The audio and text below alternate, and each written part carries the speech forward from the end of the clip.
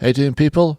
Okay, so well, I said I'd get back into politics, and we're gonna do that. So let's just get this screen about right, and let's press play. Just in case you're not well acquainted with my next guest, Dave Portnoy is the founder and owner of Barstool Sports, a wildly Portnoy. successful media company with a particular appeal to young men, a demographic that helped Donald Trump win back the White House. Barstool. I like this guy actually. I genuinely do. I remember I first got introduced to him during COVID. The guy was loving it. It's like the stock market kept going up and up and up because obviously the Fed was printing money like no one's business. So, but yeah, let's see what he says. Sports has nearly 50 million followers on TikTok, publishes some of the most popular podcasts in the country. Now, Portnoy's followers Well, get a I steady don't know about that. stream of sports content, financial advice, pizza reviews, and unfiltered and some say offensive conversations. In recent days, he has gone viral for comments about tariffs imposed by President Trump, whom Portnoy supports. Dave Portnoy joins me now. Thank you so much for being here. You have been openly questioning the president's tariff strategy. I want our viewers to see and hear what you said on Monday. Yeah, what did you say, Dave? I went super viral when I said I lost $7 million. I'd kill to be back to losing $7 million. I haven't even looked. If I had to guess, I'm down in these last 3 days, probably close to 20. I don't know, like 10, 15% of my net worth, poof. But I'm still here. That's the game. That's what I'm in. Like, do I like it? No. Yeah, but it was lost completely for no reason. There was no like market-driven reason to do it. It was literally just like we're gonna try to fuck the economy, and that was it. Am I crying? Am I like, oh, woe is me? I wish I voted for Kamala. No. Do I wish this didn't go down like this? Yes. Now, you obviously voted for President Trump. You also said that you think he's a smart guy. You are willing to give him a couple of days or even a couple of weeks. Where are you now? So it's uncomfortable. Anytime the stock market is like this and you're invested in it, it's certainly uncomfortable. But I stand with it. He ran on tariffs. He said he was a tariff fan. Yep. And I don't pretend to be an economist. I don't think I realized that we'd have this market crash. I don't think most. Okay.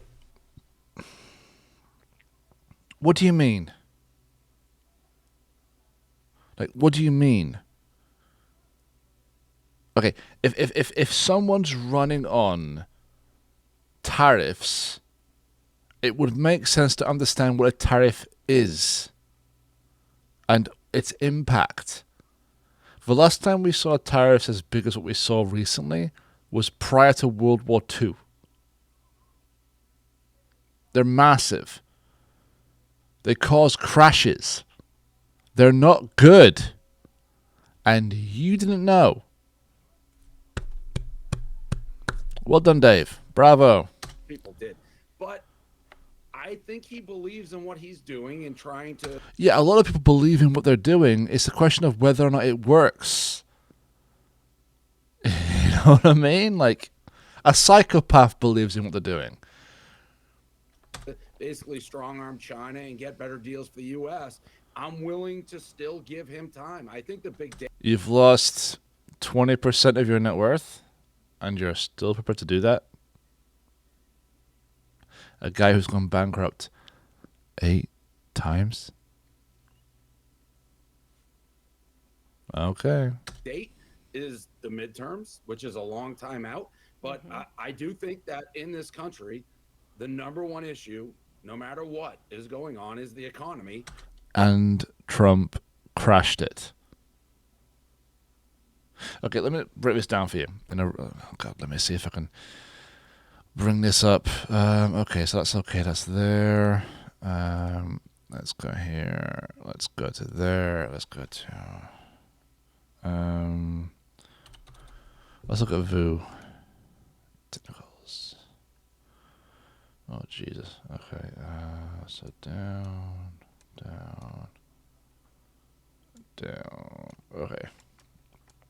Can you see this? Okay, cool. You can. It works. Okay, perfect. Okay, so if we look here and I do this, we should be around here. As if the typical trend is keep following. And by the way, earnings were doing good. They were solid. So as it stands right now, from the bottom, we're 33% below. If we remove that and we go to where we are now, we're still almost 20% below where we were, or where we should be. That's a massive difference.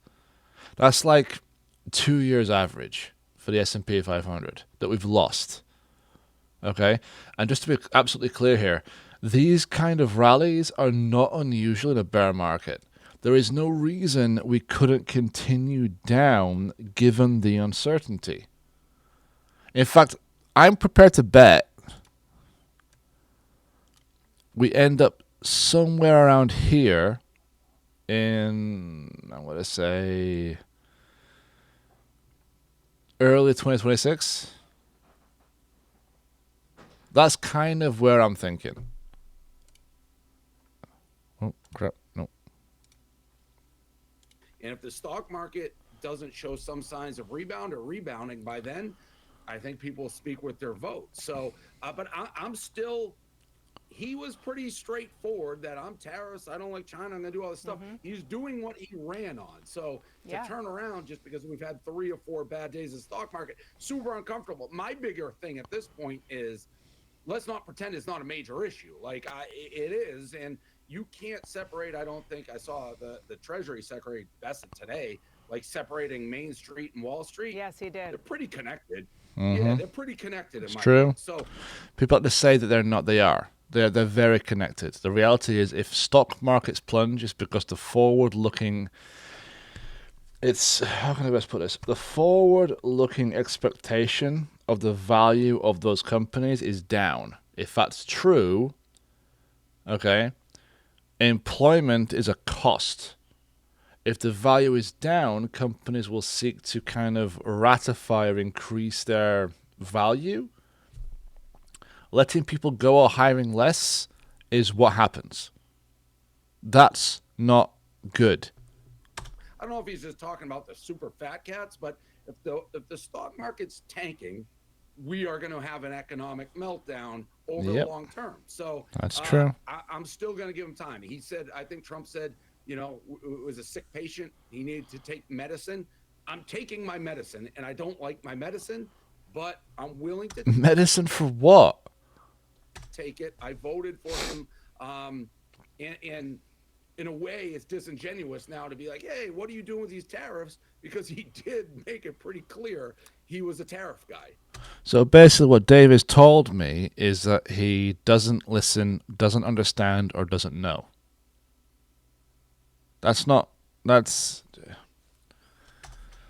He did. No question about it. There's being a tariff guy and then doing it the way he is doing it, proceeding the way he is proceeding. You comfortable with that too? Not just the policy, but the process through which he is imposing this policy? I certainly wish he would give maybe a victory here or there right now. Like, he has the power really to turn the stock market and get it ripping. And when there's been a fake rumor or a misquote, like he's going to postpone the tariffs or whatever, if he would come out and say, hey, we did this great agreement with Japan or Vietnam, the stock market would rip. I firmly believe that. Instead, what do you say? Everyone's kissing his ass last night. Yeah, that's kind of fucked up. It really is fucked up. Like, everyone's kissing my ass. Look how cool I am. It's like, no, bro, no. Like, millions upon millions of people depend on this, and you're bragging like a fucking teenager. No. But that's Trump. Like, that is how he speaks, and it does resonate in a way to people. Like, I'd almost rather feel like I'm getting straight talking, and I can't change. It's like, that's always who he's been. Do I wish maybe he was treating our friends a little nicer, our allies, and things like that? Well, like, not threaten to invade them? Yeah, that'd be nice. Yeah, because I'm in the stock market, but at the same time, this is who I voted for. and time is going to bear it out. He's playing an extremely high risk game of poker. And if it turns out great, it'll be a great move and one of the great things that he's done. If not, I think the voters will speak at midterms. There is a long time, Dave, between now and the midterms, particularly when you think A about how lot of quickly things can things go have changed wrong. just even in the past couple of weeks with the economy. A lot of things can go right too. You're okay. You can just stomach this until if Well, Dave can because he's very wealthy. A lot of people can't. There's a lot of people globally, a lot of people in Europe, a lot of people in North America, a lot of Americans who may be planning on retiring next couple of years, who now can't because their stock portfolio is down 20%. 20% is a lot of fucking money if you're talking a few $1,000,000. A lot of money. it continues where it is until the midterms.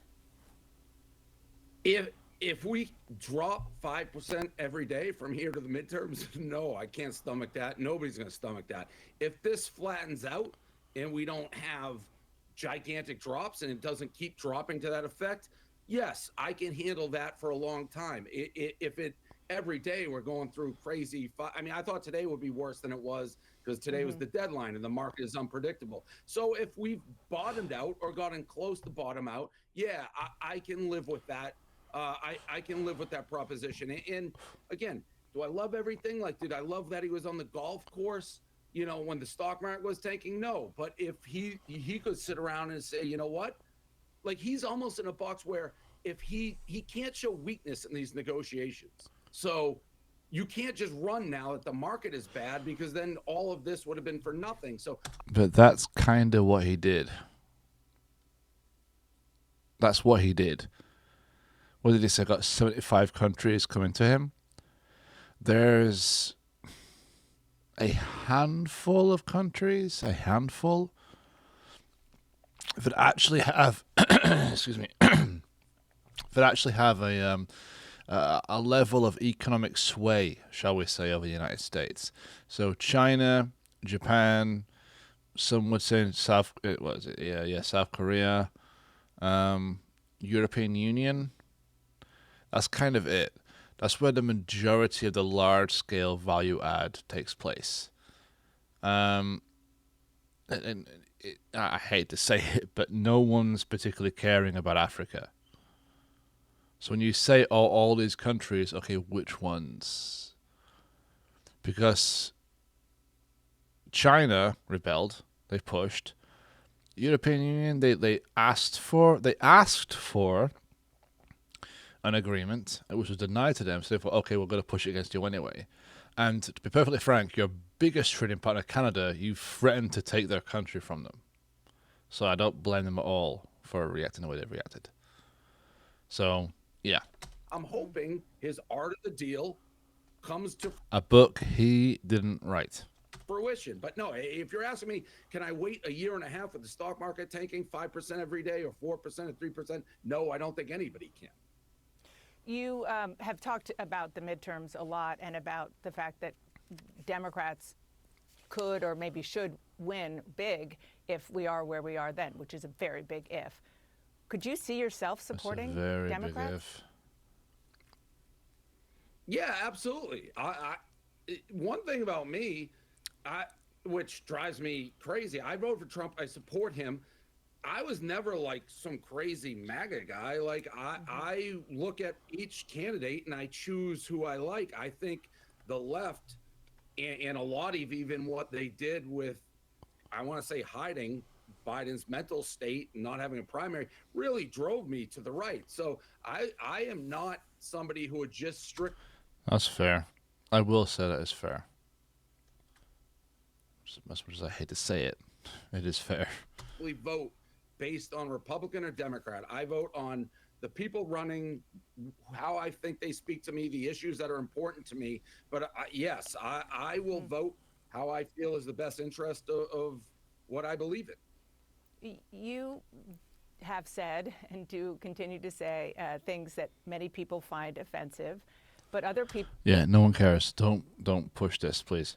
come to you for those controversial things that you talk about, especially young men. And we talk a lot about young men as it sort of relates to politics on the show, on Inside Politics. Knowing your audience the way you do you think that they will stick with Donald Trump the way you are for now? Yes, I don't think people are bailing ship now. It's way too early. Now, again, I think a lot of people who follow me are interested in the stock market. I think when you hear, Wall Street, Main Street, there's a major shift that has happened, I would say, I don't know, 4 or 5 years, but the average person can invest in the stock market now. Like, it's a lot harder, 20 years ago when you needed a broker, you can just go to That is true. Robinhood, That's true. log on. People are buying crypto, they're buying stocks. So it's far more intertangled. And I think a lot of people care about it, but That's something I hadn't considered, actually. That's a really good point. It's like a lot more people now can access the markets and enjoy the benefits and also suffer the consequences. So there's a lot more people, quite frankly, like myself, where it's like, okay, you know what? I've lost 20% of my net worth, and that sucks, and I hate that. So what are we going to do? You know? I don't think people are jumping ship right now. And one thing that I really can't think or can't be underestimated, I even say it now, like I get more hate and have always gotten more hate and more extreme hate from the left than I've gotten from the right. And this is before people Yeah, I knew can what believe side that. I was on. I find do the left believe that. personally far more intolerant than I do the right. Obviously, that may be because the right perceives me as leaning towards their side. But yeah, we're really, when you say, are people going to switch? People in my shoes, I really feel like believe we don't have a spot in the Democratic Party right now. If I went through my mentions, people are calling. Yeah, I can believe that. And I mean that. I do believe that. I really, really do. I think the left has become a very exclusionary tent. Let's just put it that way. And it's a shame. It's a real shame. Me really, like, and I don't post it, but like nasty things like sexist, I'm racist, I'm this, I'm that. I again would invite anybody to go really dig into what I've said and what I've done in the past, and there's just nothing to add up to that, but the hate I get is extreme. Yeah, well, we can, hopefully you'll come back and we can talk about, you were discussing the Democratic Party. Right after the election, I played a soundbite of you talking about the fact that Democrats have a moral superiority complex for David Axelrod. And yeah, I think so too. Pretty important Democrat in the party, and he said he agreed with you. So we can talk about that. Just one last question, yes or no. Has Donald Trump reached out to you since you've been talking about the tariffs? No. Nope. Okay. I don't even know. I don't think he has my number, but no. He has ways. Dave Portnoy, thank you so much. And it wouldn't change. Yeah, it wouldn't change how I felt, but thank you. Appreciate it. Thanks for coming on. Cool. Stop. Okay. Yeah. Okay. Okay. Well, let's leave this one to that. And yeah, take care. Thanks.